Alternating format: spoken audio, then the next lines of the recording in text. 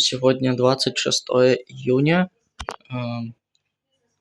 12:03. Что моей бабушки на кухне?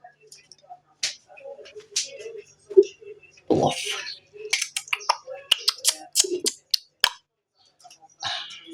Конфетки. Печеньки. Омлет недоеденный еще. Не мой.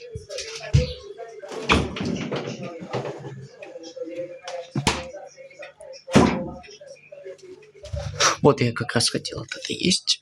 Блин. Пирог.